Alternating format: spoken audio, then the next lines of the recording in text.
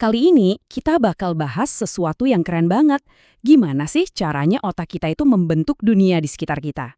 Semuanya ini berdasarkan karya dari seorang ahli neuroscience, Dr. Tara Swart. Oke, kita mulai dengan pertanyaan ini ya. Pernah nggak sih Anda keluar dari sebuah rapat, terus rasanya tuh capek banget, energinya kayak terkuras abis? Nah, gimana kalau saya bilang, perasaan itu bukan cuma ada di kepala Anda loh. Ini bisa jadi bakal mengubah cara Anda melihat setiap interaksi dengan orang lain. Perjalanan kita dimulai dari sebuah penemuan yang, jujur aja, cukup mengejutkan. Ternyata, ada kekuatan tak kasat mata yang menghubungkan kita semua, dan kekuatan itu adalah stres. Ini dia nih konsep kuncinya. Stres itu ternyata bukan cuma perasaan yang kita rasain di dalam diri sendiri. Stres itu adalah sinyal yang kita pancarkan keluar, ke semua orang di sekitar kita. Dan ini loh bukan cerita fiksi ilmiah ya, ini beneran mekanisme biologis. Jadi, hormon dari keringat kita itu bisa diserap sama orang lain di dekat kita dan secara fisik mempengaruhi tubuh mereka. Ini tuh mekanisme kuno dari zaman nenek moyang kita untuk bertahan hidup sebagai satu kelompok. Nah, yang lebih menarik lagi, efek ini jadi makin kuat kalau ada hierarki misalnya di kantor. Stres orang bos itu dampaknya bisa gede banget ke timnya. Sebaliknya, pemimpin yang tenang bisa menciptakan lingkungan kerja yang tenang juga. Dan ini semua terjadi di bawah sadar loh, bahkan kalau Anda udah berusaha keras buat nyembunyiin stres Anda. Maka ini penting banget buat para pemimpin. Oke, jadi kalau stres bisa bocor kemana-mana sebenarnya apa sih yang dilakuin stres ke tubuh kita? Yuk kita bedah sedikit ilmunya. Jadi, biang keladinya itu hormon yang namanya kortisol. Kortisol ini sebenarnya didesain buat nolong kita bertahan hidup dalam jangka pendek. Misalnya pas lagi ada bahaya. Masalahnya, kalau kadar kortisol ini tinggi terus-menerus, akibat jangka panjangnya bisa parah. Pernah ngerasa lemak di perut susah banget hilangnya, atau susah tidur, gampang marah? Nah, bisa jadi ini penyebabnya. Kortisol yang kronis itu bisa ngaruh ke semuanya, dari mood sampai kesehatan jantung.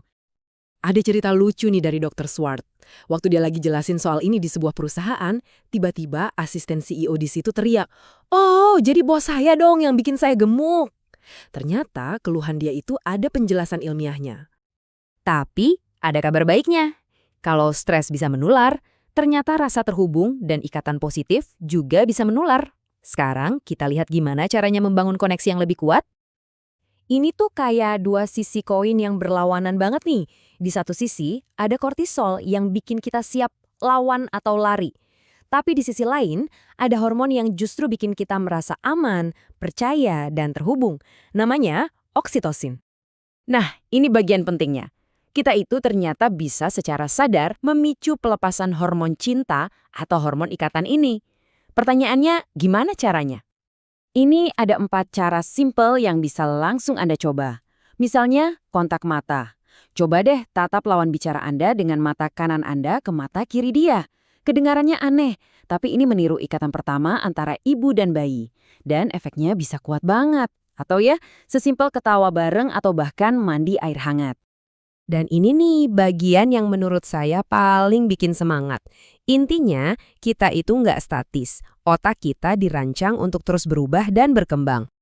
Kemampuan super ini namanya neuroplastisitas. Simpelnya, ini adalah kemampuan otak kita untuk membentuk koneksi baru dan mengubah dirinya sendiri. Dan ini bisa terjadi di usia berapapun. Ini yang memungkinkan kita mengubah kebiasaan, keyakinan, bahkan kepribadian. Dr. Swart ngasih 3 langkah praktis buat memanfaatkan kemampuan ini.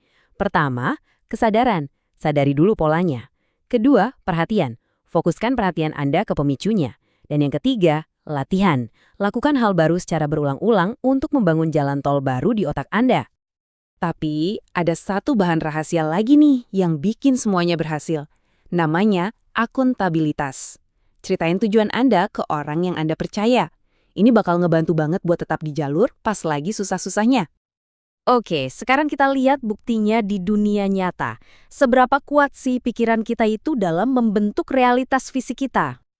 Ini gila banget sih. Ada sebuah eksperimen di mana sekelompok atlet angkat besi diminta untuk membayangkan aja mereka lagi latihan beban selama 2 minggu.